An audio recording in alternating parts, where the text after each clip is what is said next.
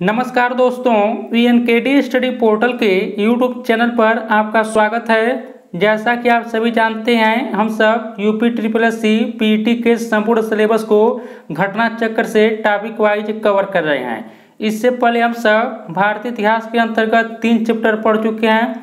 आज जो हम लोगों का चौथा चैप्टर है जैन धर्म है, यानी हम सब इस वीडियो में महावीर के जीवनी एवं शिक्षाएं इसके बारे में जानेंगे। इससे पहले यदि आप सब पहला, दूसरा और तीसरा वीडियो नहीं देखे हैं तो आप लोगों को वह वीडियो चैनल के प्लेलिस्ट में मिल जाएगा। साथ ही उसका लिंक मैंने वीडियो के डिस्क्रिप्शन बॉक्स में दे दिया है, वहां से आप लोग जाकर देख लीजिएगा। और साथ ही इसका पीडीएफ आप लोगों को हमारे टेलीग्राम चैनल पर मिल जाएगा, वहां से आप लोग जाकर उसका पीडीएफ डाउनलोड कर लीजिएगा। तो चलिए हम सब शुरू करते हैं। तो देखिए, जैन धर्म महावीर की जीवनी एवं शिक्षाएं। तो चलिए हम सब देखते हैं। पहला पॉइंट जो दिया है, जैन धर्म के मूल संस्थापक या प्रवर्तक प्रथम तीर्थंकर ऋषभदेव या आदिनाथ माने जाते हैं। तो याद रखिएगा, जो जैन धर्म के प्रथम तीर्थंकर जो थे वह ऋषभदेव थे, इसे आप याद रखिएगा। आगे देखते हैं और देखिए, पार्श्वनाथ जैन धर्म के 23वें तीर्थंकर थे, जिनका जन्म वाराणसी में महावीर स्वामी से 250 वर्ष पहले 850 ईसा पूर्व में हुआ था। इसे भी याद रखिएगा। देखिए, यह जो दिया पार्श्वनाथ, इनका जन्म एग्जाम में पूछा गया था एक बार, तो इसे भी याद रखिएगा। तो देखिए, पार्श्वनाथ जैन धर्म के 23वें तीर्थंकर थे, इसे भी याद रखिएगा। जैन धर्म के 23वें तीर्थंकर ऋषभदेव नहीं, देखिए पार्श्वनाथ थे। और देखिए, जैन धर्म के प्रथम तीर्थंकर जो थे वह ऋषभदेव थे। और देखिए, पार्श्वनाथ जो थे उनका जन्म जो हुआ था वाराणसी में महावीर स्वामी से 250 वर्ष पहले 850 ईसा पूर्व में हुआ था। आप सब याद रखिएगा। आगे बढ़ते हैं। देखिए, महावीर स्वामी का जन्म कुंडग्राम या कुंडलपुर में वैशाली के निकट लगभग 599 ईसा पूर्व में हुआ था। याद रखिएगा। तो देखिए, महावीर स्वामी का जो जन्म हुआ था वह कुंडग्राम या कुंडलपुर में वैशाली के निकट लगभग 599 ईसा पूर्व में हुआ था। याद रखिएगा। आगे बढ़ते हैं। देखिए, महावीर की माता त्रिशला वैशाली के लिच्छवी गणराज्य के प्रमुख चेटक की बहन थी तथा पिता सिद्धार्थ ज्ञात्री के क्षत्रियों के संघ के प्रधान थे। उनके बड़े भाई नंदीवर्धन थे। तो आप सब इसे याद रखिएगा। देखिए, यहाँ पर जो है महावीर के जो कुछ जीवन परिचय यहाँ पर दिया है कि महावीर की माता त्रिशला वैशाली के लिच्छवी गणराज्य के प्रमुख चेटक की बहन थी तथा पिता सिद्धार्थ ज्ञात्री के क्षत्रियों के संघ के प्रधान थे। उनके बड़े भाई का नाम नंदीवर्धन था, इससे भी याद रखिएगा। और देखिए, भगवान महावीर की पत्नी का नाम यशोदा था, इसे भी याद रखिएगा। भगवान महावीर की पत्नी का नाम यशोदा था और उनसे प्रियदर्शना नामक एक पुत्री उत्पन्न हुई, इसे भी याद रखिए। यानी उनकी पुत्री का जो नाम था वह प्रियदर्शना था। याद रखिएगा। और देखिए, प्रियदर्शना का विवाह जमाली नाम के क्षत्रिय से हुआ था, जो बाद में महावीर स्वामी का अनुयायी बन गया। तो याद रखिएगा, प्रियदर्शना का विवाह जो हुआ था जमाली नाम के क्षत्रिय से हुआ था, जो बाद में महावीर स्वामी का अनुयायी बन गया। और देखिए, जमाल उनका प्रथम शिष्य था, इसे भी याद रखिएगा। महावीर स्वामी का जो प्रथम शिष्य था वह जमाली ही था। अब देखिए, यहाँ पर प्रमुख जैन तीर्थंकर और उनके प्रतीक, जैसे हम सब बौद्ध धर्म में देखे थे महात्मा बुद्ध से संबंधित उनके जन्म और घटना प्रतीक हम सब देखे थे।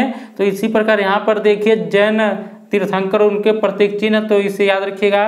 तो सबसे पहले देखिए ऋषभदेव, देखिए जैन धर्म के प्रथम तीर्थंकर थे, इनका जो प्रतीक है वह बैल है।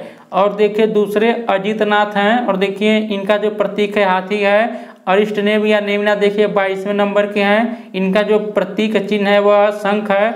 और देखिए पार्श्वनाथ जो 23वें तीर्थंकर है, इनका जो चिन्ह है सर्प है। और महावीर स्वामी जो 24वें, इनका जो प्रतीक चिन्ह है सिंह है। इसे याद रखिएगा। एक बार हम सब इसका रिविजन कर लेते हैं। तो देखिए, ऋषभदेव पहले तीर्थंकर, प्रतीक बैल है। अजितनाथ दूसरे तीर्थंकर हाथी। और देखिए अरिष्टनेम या नेमिनाथ 22वें तीर्थंकर शंख। पार्श्वनाथ 23वें तीर्थंकर सर्प है इनका। और देखिए महावीर 24वें हैं, इनका जो प्रतीक है सिंह है। देखिए, एग्जाम में कभी कभी पहला तीर्थंकर न पूछकर दूसरा तीर्थंकर पूछ लेता है, इसे भी याद रखो। देखिए कभी कभी 22वां ही पूछ लेता है, इसलिए याद रखिएगा। पहले तीर्थंकर ऋषभदेव थे, दूसरे अजितनाथ है। और देखिए 22वें अरिष्टनेम या नेमिनाथ, 23वें पार्श्वनाथ, 24वें महावीर। देखिए इन जो दिया, इन पांचों का नाम याद रखिएगा। एग्जाम में यहाँ से बहुत बार प्रश्न पूछा गया है। अब आगे बढ़ते हैं। देखिए प्रभासगिरी उत्तर प्रदेश के कौशाम्बी में स्थित जैन तीर्थस्थल, इसे भी याद रखिएगा। पूछ सकता है कि प्रभासगिरी का संबंध किससे है, तो देखिए प्रभासगिरी जो है यह उत्तर प्रदेश के कौशाम्बी में स्थित जैन तीर्थ स्थल है। आगे देखते हैं, कौशाम्बी का प्रभासगिरी स्थल 6वें जैन तीर्थंकर पद्म प्रभु से संबंधित है, इसे भी आप लोग याद रखिएगा। और देखिए जैन धर्म में पूर्ण ज्ञान के लिए कैवल्य शब्द का प्रयोग किया गया। देखिए यह जो पॉइंट है इसे याद रखिएगा। यह देखिए एग्जाम में काफी बार यहाँ से प्रश्न पूछा गया है कि कैवल्य का क्या अर्थ होता है जैन धर्म में। तो देखिए कैवल्य का जो अर्थ होता है यहाँ पर देखिए लिखा है कि जैन धर्म में पूर्ण ज्ञान के लिए कैवल्य शब्द का प्रयोग किया जाता है। देखिए कैवल्य मतलब होता है पूर्ण ज्ञान। आगे देखते हैं, महावीर स्वामी को 12 वर्षों की कठोर तपस्या तथा साधना के पश्चात देखिए जिरिम्भिक ग्राम के समीप ऋजुपालिका नदी के तट पर एक साल वृक्ष के नीचे कैवल्य यानी पूर्ण ज्ञान प्राप्त हुआ था, फलतः वे केवलीन कहलाएं। यहाँ तक क्या देखिए, यहाँ से एग्जाम में प्रश्न बन सकता है। तो यहाँ पर आप सब इसे देखिएगा। यहाँ पर हम सब फिर से एक बार इसका रिवीजन करते हैं।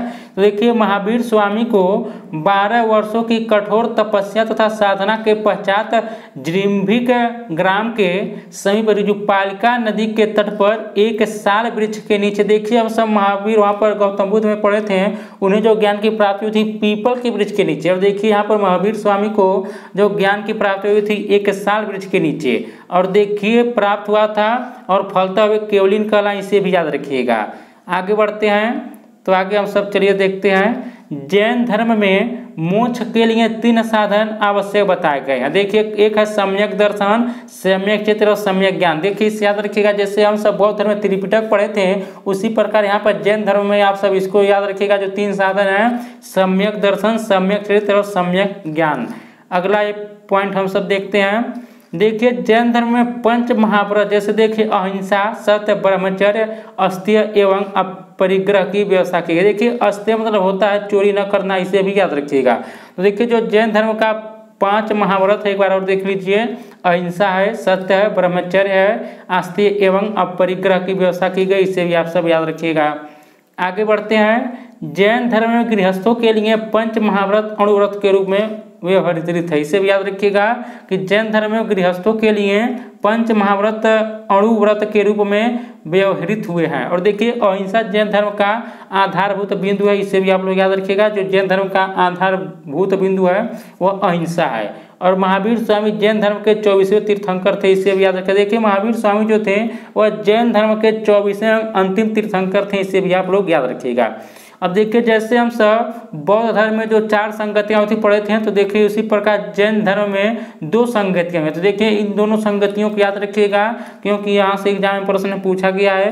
तो देखिए प्रथम संगीत का आयोजन 310 ईसा पूर्व में हुआ था पाटलिपुत्र में। यह इसके जो अध्यक्ष बने थे वह स्थूलभद्र बने थे।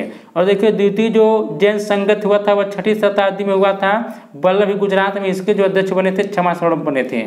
तो याद रखिएगा। देखिए प्रथम जैन संगत का आयोजन 310 ईसा पूर्व में पाटलिपुत्र में अध्यक्ष स्थूलभद्र बने थे। और देखिए द्वितीय जैन संगत का आयोजन 6वीं शताब्दी में वल्लभी गुजरात में क्षमास्वरूप जो बने थे वह देखिए इसके अध्यक्ष बने थे। तो आप सब इसे याद रखिएगा।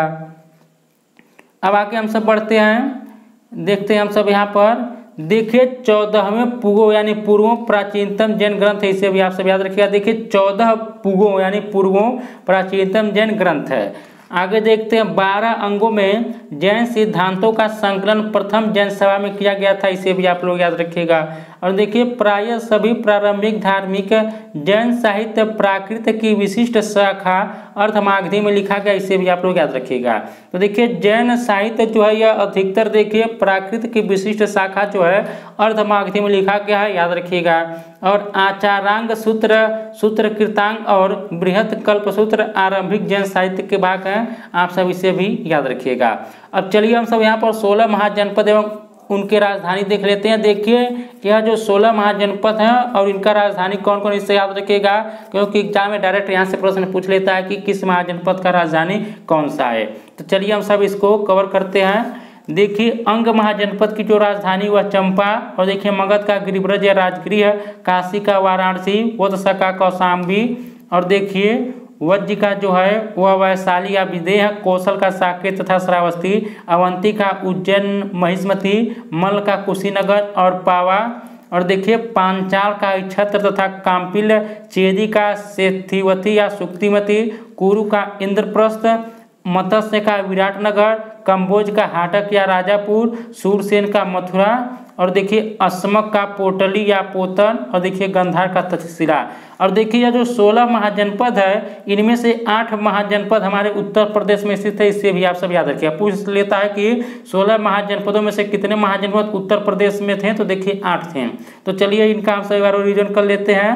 तो देखिए अंग महाजनपद की राजधानी चंपा थी, मगध का गिरिब्रज या राजगृह, काशी का वाराणसी, और देखिए वत्स का जो था वह कौशाम्बी था, वज्र का वैशाली या विदेह, कौशल का साकी तथा श्रावस्ती, अवंती का उज्जैन या महिष्मती, मल्ल का कुशीनगर और पावा, पांचाल का इक्षत्र तथा काम्पिल, चेदी का सेतिवती या सुक्तिमती, कुरु का इंद्रप्रस्थ, और देखिए मत्स्य का विराटनगर, कंबोज का हाटक या राजापुर, सूरसेन का मथुरा, असमक का पोटिल या पोतन, गांधार का देखिए तक्षशिला। तो आप सभी से याद रखिएगा। अब आगे हम सब बढ़ते हैं, यहाँ पर अब हम सब चलिए आगे देखते हैं। देखिए चंद्रगुप्त मौर्य के शासनकाल में पाटलिपुत्र में प्रथम जैन सम्मेलन आयोजित किया गया, जिसमें श्वेतांबर आगम का संपादन किया गया। देखिए आप सब इसे याद रखिएगा, यह जो पॉइंट है बहुत ही इंपॉर्टेंट है। तो देखिए यहाँ पर लिखा है कि चंद्रगुप्त मौर्य के शासनकाल में पाटलिपुत्र में प्रथम जैन सम्मेलन आयोजित किया गया। पूछ लेता है कि किसके शासनकाल में प्रथम जैन सम्मेलन का आयोजित किया गया, याद रखिएगा चंद्रगुप्त मौर्य के शासनकाल में। कहाँ पर, तो पाटलिपुत्र में। और देखिए जिसमें श्वेतांबर आगम का संपादन किया गया। आगे देखते हैं हम सब।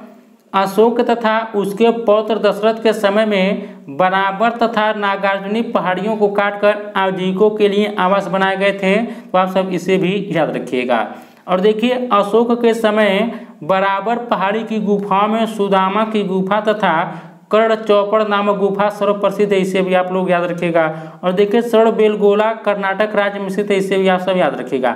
कमेंट बॉक्स में बताएगा कि किस शासक की मृत्यु कर्नाटक के सड़बेलगोला में हुआ था, आप सब हमें कमेंट बॉक्स में जरूर बताइएगा कमेंट करके। आगे बढ़ते हैं। देखिए सड़बेलगोला में गंग शासक रचमल के शासनकाल में चामुंडराय नामक मंत्री ने लगभग 981 ईस्वी में बाहुबली यानी गोमट की विशालकाय जैन मूर्ति का निर्माण किया, इसे भी याद रखिएगा। देखिए यह बहुत ही महत्वपूर्ण है, यहाँ से एग्जाम में पूछा गया है यह बाहुबली वाली मूर्ति का। तो आप सब इसे एक बार और देखिए। तो देखिए सड़बेलगोला यानी कर्नाटक में गंग शासक रचमल के शासनकाल में चामुंडराय नामक मंत्री ने लगभग 981 ईस्वी में बाहुबली यानी गोमट की विशालकाय जैन मूर्ति का निर्माण करा, इसे भी आप लोग याद रखिएगा। आगे बढ़ते हैं। देखिए बाहुबली प्रथम जैन तीर्थंकर ऋषभदेव के पुत्र माने जाते हैं, इसे भी याद रखिएगा। जो बाहुबली थे वह प्रथम जैन तीर्थंकर जो ऋषभदेव थे उनके पुत्र माने जाते हैं, इसे भी याद रखिएगा। और देखिए महामस्तकाभिषेक जैन धर्म का एक महत्वपूर्ण उत्सव है, जो 12 वर्ष के अंतराल पर कर्नाटक राज्य के सड़बेलगोला में आयोजित किया जाता है। तो आप सभी से याद रखिएगा। आगे बढ़ते हैं। देखिए अब हम सब जान लेते हैं। देखिए यहाँ से एग्जाम में प्रश्न पूछा है, पिछले साल पीटी 2021 से पूछा गया था, हो सके फिर से पूछ सकता है यहाँ से प्रश्न। तो चलिए देख लेते हैं। देखिए एक तरफ दिया है कि प्रमुख भारतीय विद्वान एवं उनके संरक्षक, जानेंगे कि किस विद्वान के कौन संरक्षक थे। तो देखिए एक तरफ कवि या विद्वान दिया है, दूसरी तरफ संरक्षक या शासक का नाम दिया है। आगे बढ़ते हैं। देखिए हरिसेन जो थे यह समुद्रगुप्त के दरबारी थे, इसे याद रखिएगा। और देखिए कौटिल्य यानी चाणक्य जो थे वह चंद्रगुप्त मौर्य के दरबारी थे। और देखिए अश्वघोष जो थे वह कनिष्क के दरबार में रहते थे।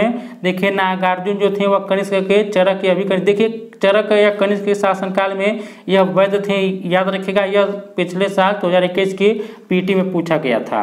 आगे देखते हैं। देखिए बाणभट्ट या हर्षवर्धन के शासनकाल में चंद्रबरदाई पृथ्वीराज चौहान के दरबार में, कालिदास चंद्रगुप्त द्वितीय विक्रमादित्य के दरबार में। एक बार और हम सब इसका रिवीजन कर लेते हैं। देखिए हरिसेन नाम जो विद्वान थे वह समुद्रगुप्त के शासनकाल में थे। और देखिए कौटिल्य चाणक्य जो थे वह चंद्रगुप्त मौर्य के, अश्वघोष जो थे वह कनिष्क के, नागार्जुन कनिष्क के, और देखिए चरक जो थे यह भी कनिष्क के, बाणभट्ट हर्षवर्धन के, चंद्रबरदाई पृथ्वीराज चौहान के, कालिदास चंद्रगुप्त विक्रमादित्य के। तो देखिए दोस्तों हम सब इस वीडियो में जो है महावीर स्वामी की शिक्षाएं, यानी देखिए महावीर स्वामी से जितने भी इम्पोर्टेंट प्रश्न बन सकते हैं एग्जाम में उन सभी को हम सब कवर कर चुके हैं। तो देखिए आज हम सब इस वीडियो में भारतीय इतिहास के अंतर्गत जो चौथा चैप्टर इसे भी हम सब कंप्लीट कर चुके हैं। तो उम्मीद करता हूं दोस्तों आपको ये वीडियो जरूर अच्छा लगा होगा। यदि अच्छा लगा तो प्लीज़ वीडियो को लाइक कीजिएगा, शेयर कीजिएगा और साथ ही चैनल को भी सब्सक्राइब कर लीजिएगा। तो इससे वीडियो में इतना ही दोस्तों, नमस्कार, जय हिंद, जय भारत।